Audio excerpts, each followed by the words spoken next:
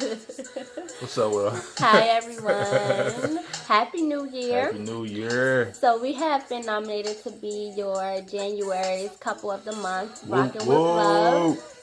So thank you so much for that, for this opportunity. We're so excited.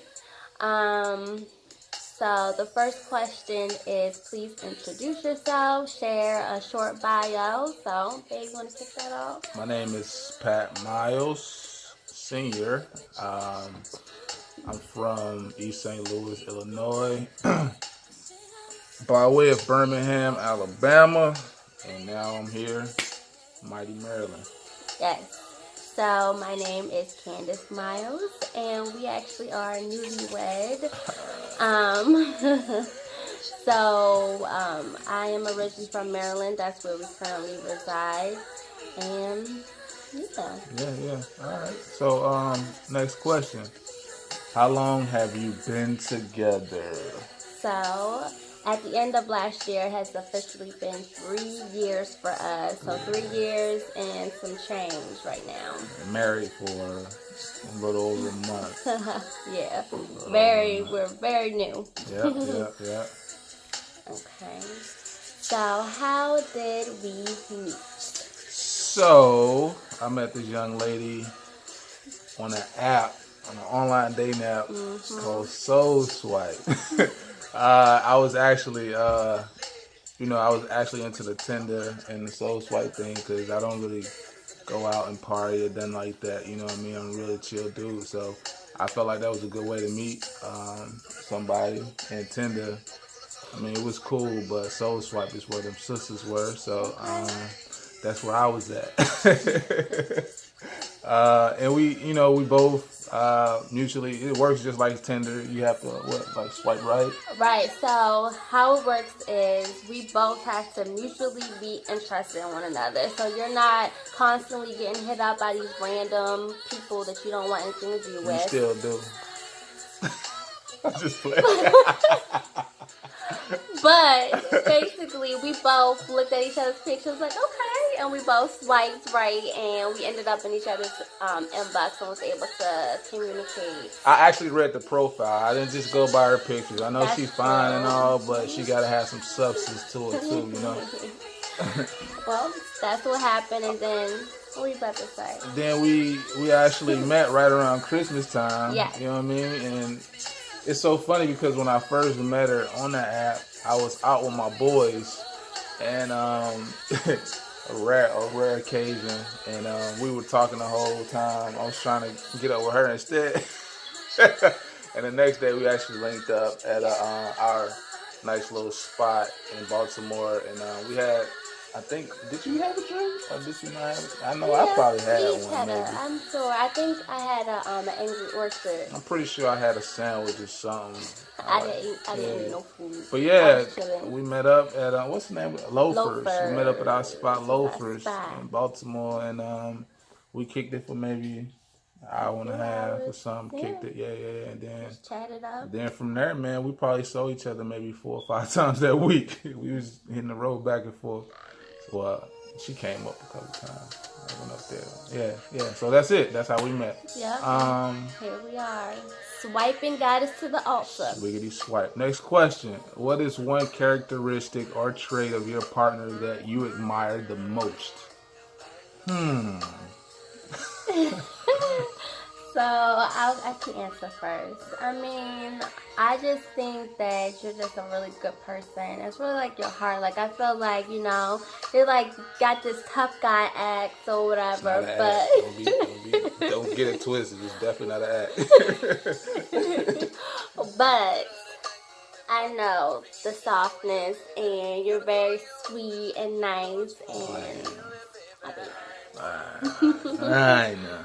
All right, so I would have to say that I mean, she probably been copying off me, but I say it's her heart, man. She definitely is look at her. She definitely is a very loving person. She has a very genuine heart. She is very good at finding positivity in the most difficult circumstances, and I think that's something true to admire. So I would have to say her heart. That's the biggest thing for me. Well, good thing we have each other. Yep.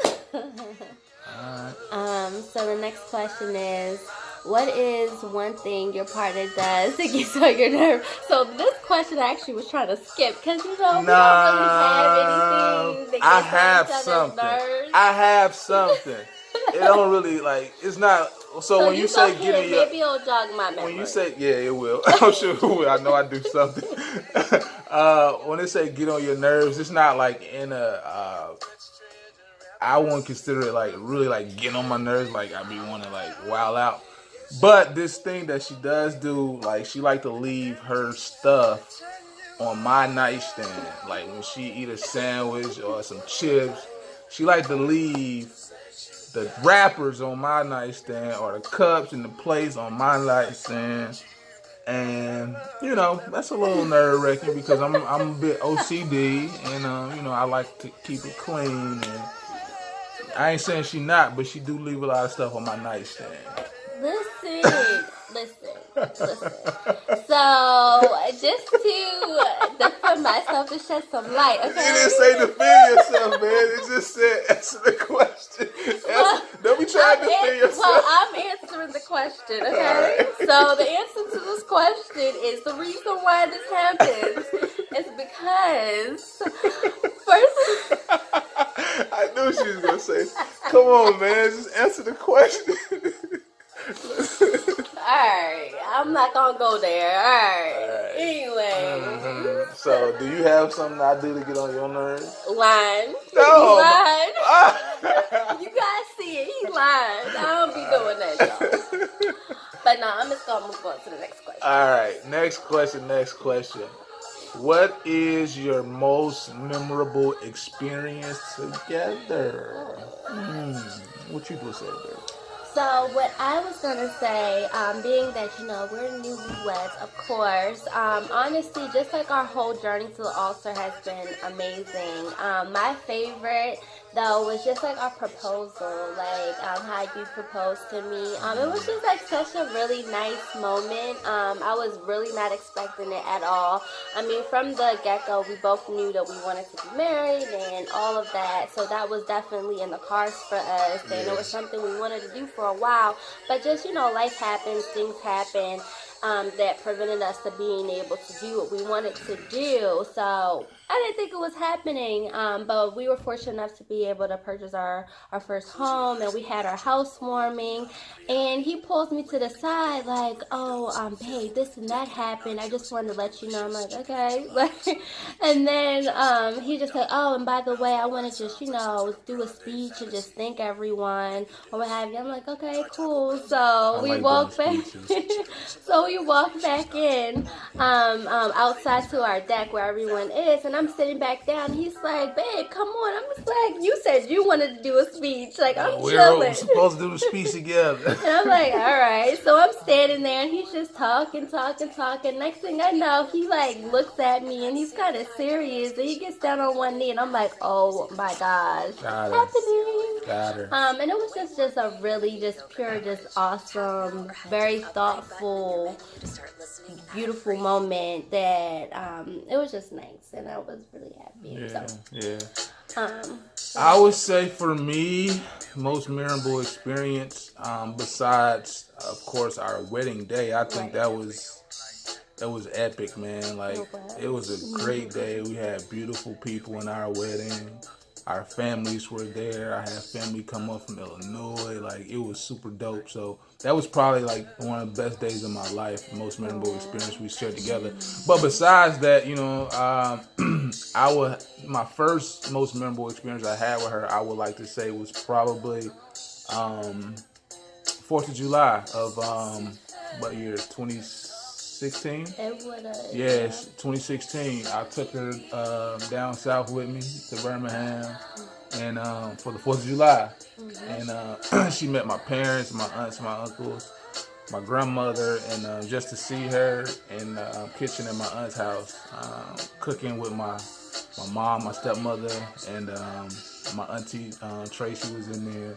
My Uncle Horace is cooking it up. Just to see her in there, in that environment, man, and with my family and just fitting in, so perfectly. You know, that was probably the most memorable experience because I had never taken nobody home, you know, to meet the family like that, and it was a big deal. So that was super dope. No. Yeah. All right. Next question. What advice would you provide to those who are single? So what I would say, advice for people who are single, honestly, just be patient and just really take this time to work on yourselves and just prepare yourself to be ready to receive that right person.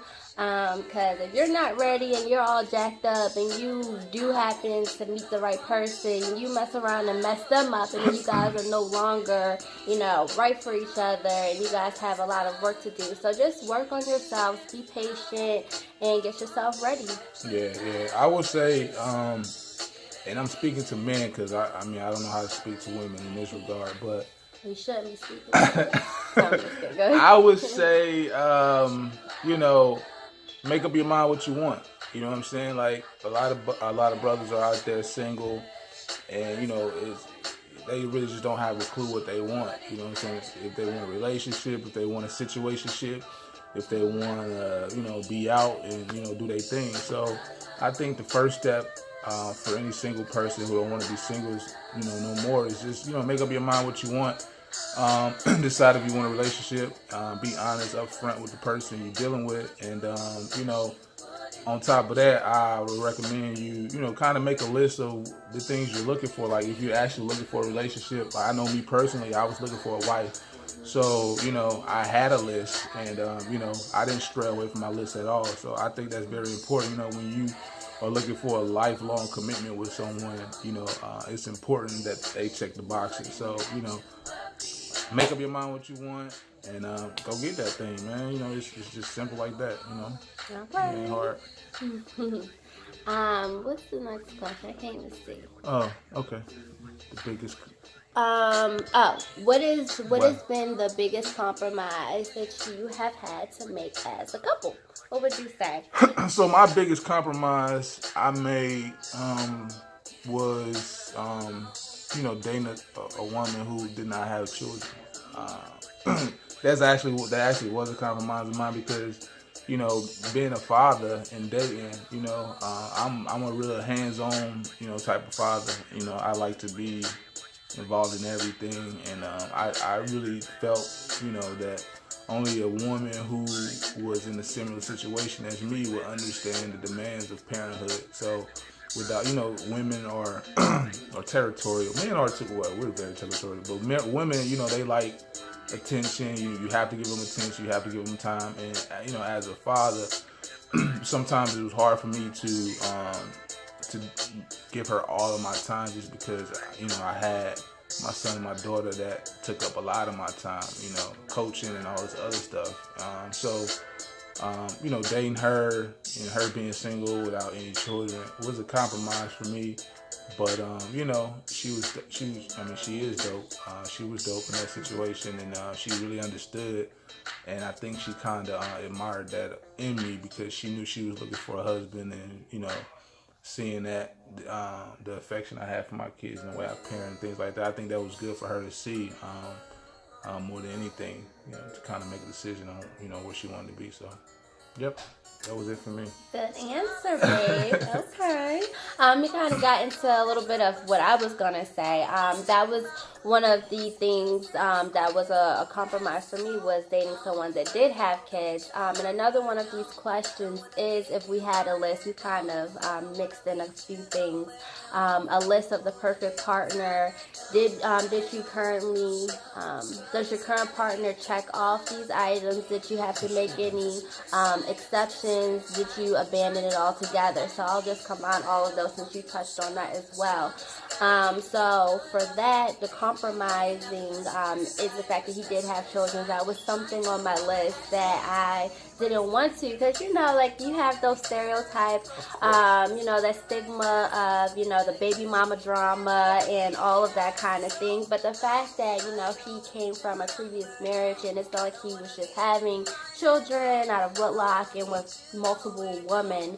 It was by his ex-wife, and things happen, and I spent so much time focusing on this list and meeting people that I felt were on the list, but things weren't working out. So it's like I decided to give Pat a chance, or whatever. And when we went out and dated, I was just like, okay, like this is the best guy that I've met, and I'm not going to allow something like him having children that's outside of like his control. I mean, he had a life prior to him meeting me, and I'm not gonna hold him, like make it a bad thing when it's not. Because like you said, like seeing him with his kids and seeing him be a great dad, which he is, and being able to see that and knowing that he'll be a great dad to our children, it just definitely was something that made me admire him and love him even more. So it ended up turning into a good thing. So Yeah, and maybe I should. I mean, she kind of went on and touched on a question that comes up later on. Like,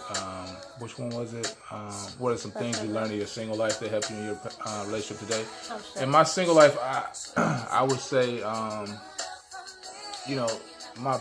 my past relationships definitely taught me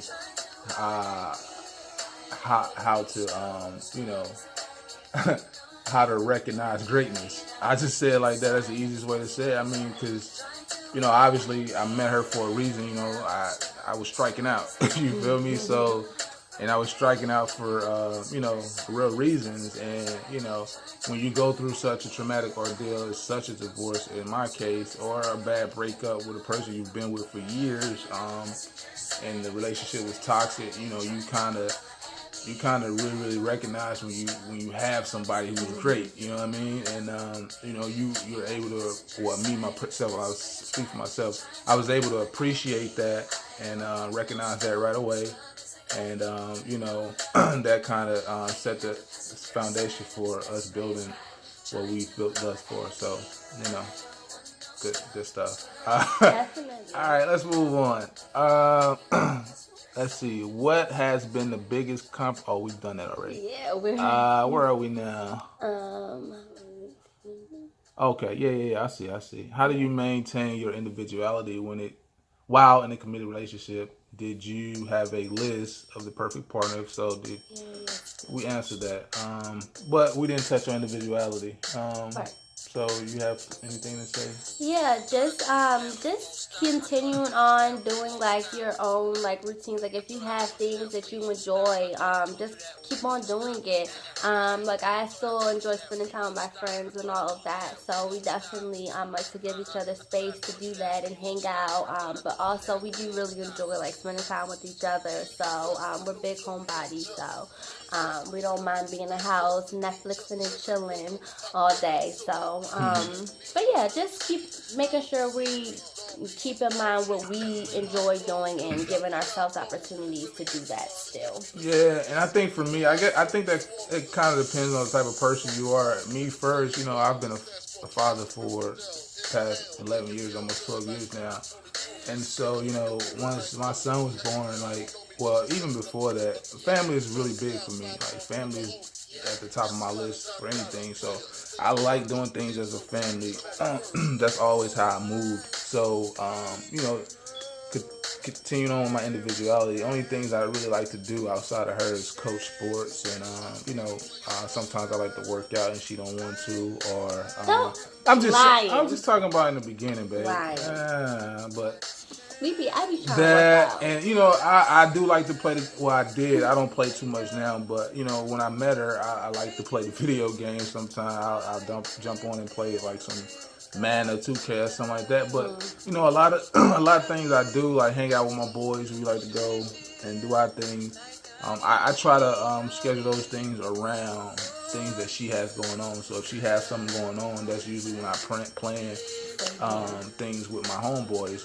And if she don't have nothing going on, my homeboys know if they want to see me, they're gonna have to bring their lady because I'm bringing mine. So I mean, it's there's individuality in that. I mean, that's just generally who I am. I like to kick it with my lady. So it is what it is.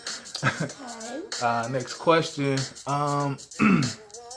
Do you all have an older couple or more tenured couple that you look up to or go to for advice? That's a good question. Yeah. Well, I have two. I would say my parents. My parents have been together for 35 years now, and my sister, my older sister, her and her husband have been together for I want to say 11 years. So between the both of them, I definitely have great role models to look up to, and I definitely come to them with advice, and I love hearing it. And yeah, but Yeah, it's funny. We have the same answers for a lot of stuff. So for me, it definitely is her sister and her husband, just because they are younger. By only a few years older than I am, because I'm older than her. But yeah, I really look up to them, man. Their relationship, they have a great relationship, and I look to them for guidance, as well as my parents, my mom and my father. They have a beautiful marriage, and my stepmom and my dad, and my biological mom and my stepdad, and her parents, are awesome, man. We're really blessed to be like around, such great relationships, and to be able to kind of mold our relationship around theirs and go to them for advice. You know what I'm saying? They're great in that regard. Okay. So the next question is, what's the best relationship advice that you've received? Was it love advice? Relationship. The best relationship advice I've ever received was put God first. I mean, you really can't, your marriage won't survive, or your relationship either won't survive if you're not, in right with God. You always have to keep that the focal point of your relationship. And on top of that, he went on to further elaborate by saying, communication. Communication is key. I know with me, I could be very, very stubborn, and and I kind of shut down sometimes, and just keeping those lines of communication open. And she's really good at that, but making sure I talk when I don't want to talk. But those are things that you need to have a successful relationship. What you think?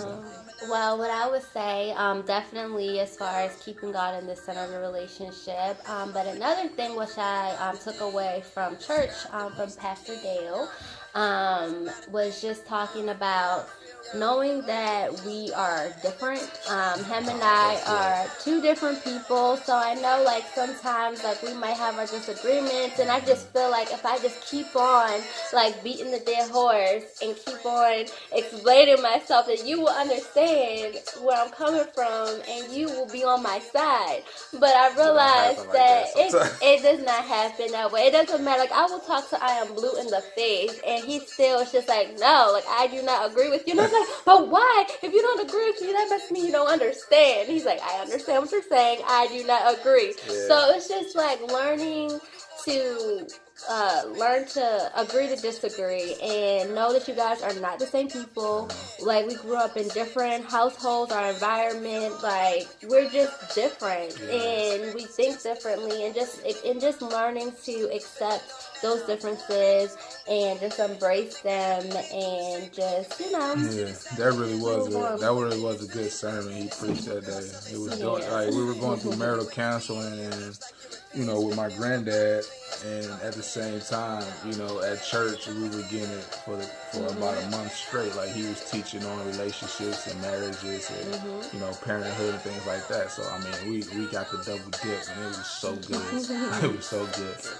But okay, next question. What's the worst relationship advice you've received? Worst. That's a good question. So the worst relationship advice I've ever received was, no man is meant to be with one woman. Like I don't know if I can curse on this, but I would say that's total BS. I know some people might, think I'm lying, but I really do believe that. That was bad advice. I'm just gonna leave it like that. That's horrible advice. That was bad advice, and needless to say, I didn't take heed to that. I didn't listen to it, but That was some pretty bad advice. So when my man see this, he probably don't know what I'm talking about. I just keep it in one. I'm not gonna say. Nah, don't worry You about might it. have to reevaluate. We ain't super cool like that. So you know, Okay. you know, you gotta surround yourself with people who think like you. So you know. Yeah, I don't know. As So far as mine. What's the you next? don't have one. All right. So next, what is your goal for your relationship in the next 5 years? Well, can't I wait to would hear like. this. Oh, you know they're gonna I probably be like already know what it identical. is. Yeah. So I have a few goals for the next 5 years. Definitely, he knows the main one is wanting to have some babies. Wanted to get some babies. So that's one thing. I would love to move into a larger house if that's possible. In the next 5 years, we both really have like these entrepreneurial spirit within us. So hopefully, him and I can like get a successful business going on. And we can just, finally get into like that financial security and, be where we really see ourselves being in our careers and all of that and stuff too. Yeah, she wants 3 kids. I do. And we have 2 already, so Yeah. definitely my goal within the next 5 years is to start a business together that we can reach the financial freedom that it's going to take to support all 5 of these bad boys. And this song came on right at the right time, huh? And on top of that, is make babies. I mean, I want to get them out the way. I'm not getting any younger, and I want to be, able to run around with the kids and do things like that I enjoy doing, coaching and all that kind of stuff. So. I'm definitely looking to get started in that process in the next 5 years, and it's just so fun to make them. So. Oh my gosh. We definitely on it. All right, last question, guys. It's a bonus. If a theme song played every time your partner entered a room, what would the song be? Yes. So I'm bad. I didn't answer this question. I answered it. So for me, and this song came out like right when she and I really started, like really like getting into our love thing. It's a song by the internet called "Girl." Oh, tell them you're my girl. Like that joint is dope. And every time I hear it, I kind of like think about her. And that's the theme song that I choose for her. Yeah, I think that's it, man. I personally enjoy doing this little thing. It was fun. Answering these questions. It's always good to answer questions like this because a lot of times your partner don't know like what you're thinking. How can they know unless you express it? So doing stuff like this kind of helps me get out of my shell and say the things that she needs to hear and hear the things I need to hear. Because we need to hear it too, guys.